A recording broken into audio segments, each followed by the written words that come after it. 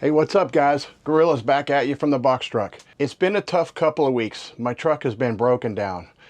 Now, I'm not going to drag you guys through all that, but I can tell you this, it's an electrical issue and has to do with the computers and them not communicating. So I got a guy that specializes in that that's been working with me, and he'll be back on Saturday morning. So hopefully guys, by the time this video airs, my truck will be back on the road. Fingers crossed. So anyway, the idea is that I want to continue to add fresh content to the channel. Excuse my noisy door. And provide some good information to guys that are looking to build out trucks like this, or my subs, friends, and followers that just want to follow along on the adventures. Guys, if you find this content useful or you enjoy it, reach down and smash the hell out of that like button.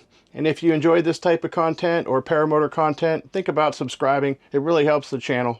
I appreciate it. Now let's get on with the video. And in the meantime, I've promised to put out new content at least once a week. I had a plan to go do some stealth camping, but with the truck not running, obviously I'm not able to. I'm kind of stuck here in the yard alongside of my rental house, so here I am. I thought about it and I wanted to go through some of the things that are really important. When you get a truck like this, or you take on a project, whether it's a van build, a schoolie, a box truck, whatever it is, you start out basically with a blank canvas or an empty shell. It's a lot of work, I'll tell you right now. I've been working on this one for almost a year. You take that empty shell and you get an idea of what you want to do to it, and then you start adding the systems and all of the framing and everything to make it into a home.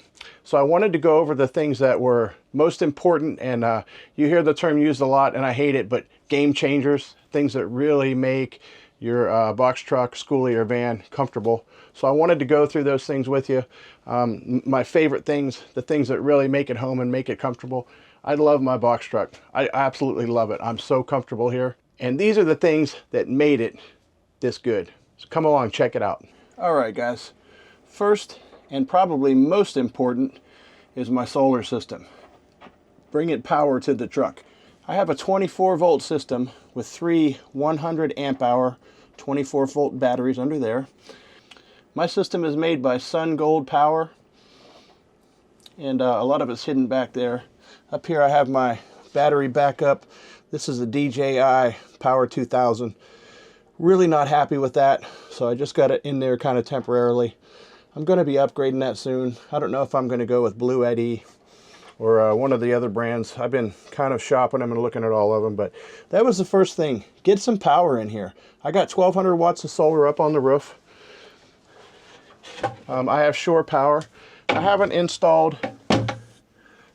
installed a alternator charger yet. I'm probably going to do that before I get on the road. And then I have just the basic Victron display here. Shows me where my power's at, what I'm using, what I'm charging, so on and so forth. So I've been very happy with the Sun Gold Systems power setup. It's great. The batteries seem to last me pretty well. I use a lot of power in here. I got Starlink that runs all the time, security cameras and everything. So I really want to upgrade my battery capacity a little bit. I'd like to add like a couple hundred more amp hours, like two more 24-volt 100 amp hour batteries, I think would be good. Then along with an auxiliary system like a Blue Eddy or a Jackery. There are several off brands that aren't quite as popular and aren't quite as expensive. Pecron looks really good. So I'm going to look into those and be making a decision soon on that. But that's the first step. Get some power so you can power all this fun stuff in here. Okay, number two. Number two is my Della Mini Split. The Della Mini Split is a 21 SEER heat pump. So I have this truck very well insulated. It's spray foamed, 2.5 or 3 inches of spray foam in the walls, the ceiling, and the floor. So it really doesn't take a lot to air condition this. It's a 12,000 BTU unit, and I usually run it on its lowest speed in eco mode and the very lowest fan speed, and it keeps me very comfortable in here. I've been in and out a good bit today, but you can see it's 82 degrees outside and 83% humidity outside. It's only 9 o'clock in the morning, but in here it's 72 degrees and 66% humidity. So my mini split really does a great job of keeping this place very cool and very dehumidified. I'm in Florida, so without that, I couldn't be in here. Okay, number 3. Now you know me, I'm a gorilla. Look at me, I like to eat, obviously. My third most important and favorite comfort item to make this box truck into a home is my refrigerator freezer. I went with the Iceco 92. This is a 92 quart unit. It's the largest one they make. And it's a dual zone, so it has refrigerator on one side, nice light that comes on in there. It has a freezer on the other side, and I like to keep my freezer fully stocked. Nice thing is the lid on these will open in either direction, or it'll lift all the way off. Super, super efficient and stays very cold. Now it's a 12 or 24 volt unit. I have mine set up running off of 24 volts because I have a 24 volt system. And you have your dual controls there. You see I have my refrigerator set for 35 and my freezer set for 0. It works great. I have it installed on a set of 500-pound drawer slides, so it just slides right back in out of the way. Now I really love my Iceco refrigerator freezer. It works really, really well. It's really easy to get into and access all my food. It holds a lot. 92 quarts is a lot of space. It's the biggest one that they make. Other than a stand-up refrigerator freezer, which I really didn't see that I had the space for, that's going to be my go-to. That's my favorite. Okay, number 4. I know people don't like to talk about it, but you gotta go to the bathroom. You're not always going to be somewhere where you can use a public restroom. You're not always at a Planet Fitness or a library or whatever these van lifers do. It's basically pooping in buckets for most van lifers, but now there's something much better available. I'd like to introduce you guys to Lucille. Guys, this is Lucille. Lucille sits in the shower right now because I haven't completed the plumbing on the shower yet, so it's kind of a bathroom stall and a storage area for the moment. But Lucille, if you wonder how I got the name, there's your answer right there. Lucille. L-O-O-S-E-A-L. This is a dry flush toilet from Modewell. Amazing, amazing toilet. It has a continuous bag that when you use the restroom, it seals up that bag and heat seals it and leaves you a disposable bag that comes out in the bottom right down there. And it's just kind of like a diaper. You throw it away. You have some coagulant that you put in there for the liquids, but honestly it's really made for solids. Now it does have a urine bucket that you sit in there that you can use for number 1, or that the wife can use for number 1. I don't use it, but I do most of that outside. But yeah, Lucille, she is one of my favorites, and I love the soft close lid. Okay, number 5. What is going to be number 5? Gosh, I really love my kitchen. I haven't quite finished it yet. I still got to get some doors on there. I really love my stove, my weather station, all of my cabinets where I keep all my food, keep all of my clothes and supplies. I really love my Gorilla paramotor. That has LED lights behind it. I just don't have it plugged in right now. A good friend of mine gave me that, and I figured what better place to hang it. Okay, what else? What would be number 5? Oh, I really love my security system. So I can see what's going on all sides of the truck, day or night. And it also records a continuous loop onto an SD card.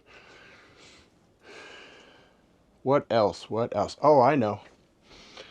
Number 5. It's going to be in this closet right here. Number 5 is going to be my Starlink system. I have my Starlink running off of a 24 volt power supply that you can see back there with the cooling fins on it. I have it on a switch so I can turn it off if I'm really trying to conserve power, but honestly it stays on pretty much all the time. And that's a ferro sticker that's on there. The ferro sticker is a little automatic fire extinguisher that mounts down in your battery. My Starlink antenna is mounted up on the roof permanently, so it goes wherever I go. Starlink's expensive, I get it. It's up to $175 a month now. but no matter where I go in the world or the country, I'll always have a connection, so I can come in here and watch videos. I can upload videos after I edit videos, and then I have a big screen TV on a bracket that swings way out. So if I'm in here where I sit on my couch here and edit on the computer and things, I turn the screen around that way where I can see it. And if I'm in bed, it swings around this way. It's on a long extension arm and kicks over that way, so I can lay in my king size memory foam bed and watch TV. I went with a king size bed because the plan is to travel with my wife and my 3 dogs. So we'll spend a lot of time in the bed just lounging, watching TV and hanging out. I put it up pretty high because I wanted to have a lot of storage space underneath, which I haven't really completed yet. I have access from the double doors in the back, and we have an emergency exit window there just as a second point of egress, you know, just in case. Other good things, the Nomadic Arc fan. Love this thing. Absolutely love it. It's got lights on it. It has a shade that you can close built in, so you don't have to have a special magnetic thing to go on there or anything like that. Keeps out all the light if you want, or lets light in like a skylight. Nomadic fan is really nice. It is has a brushless motor, so it's very, very quiet. And you can run it anywhere from 10% to 100%. That's 100% right there. The noise is very low. You can reverse it in or out. Of course, it has a light, tells you the temperature. And when I'm using it, when I'm cooking, I put it at about 30%. That really exhausts everything out really well. And then when you're done, you just push the button and she closes up. That's the Nomadic Arc fan. So I had some people ask me if I would change anything about my box truck, my build. The only thing that I would really do differently so far is I would have run more wiring inside of the walls. I've had to add some wires for things that I didn't think about in the beginning. It's doable, but it's a pain in the neck because you end up running wires through cabinets, underneath the cabinets and things like that. That's really the only thing at this point I think I would change. I'm pretty happy with the layout. I'm not real sure about the shower, honestly. I haven't plumbed the shower in yet. I do have my sink plumbed in. I haven't installed a hot water heater yet. I'm not exactly sure what my plan is for that. It'll probably go in this mess down here once that gets cleaned up. Yeah, I'll probably go ahead and plumb the shower and install a hot water heater. That'll be my next project. And yeah, guys, this is it.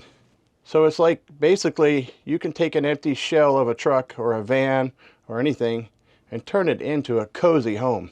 I mean, I love my home. I spend most of my time in here outside of my rental house just because I'm so comfortable here. I just love my truck and I'm really excited to get on the road. My mechanic is coming in 2 days and he thinks he has the solution to fix the electrical or computer problem. And then I'll be back on the road. So I'm planning a couple of stealth trips right now. So guys, stay tuned and we'll catch you on the next one. Thanks for coming along. Peace out.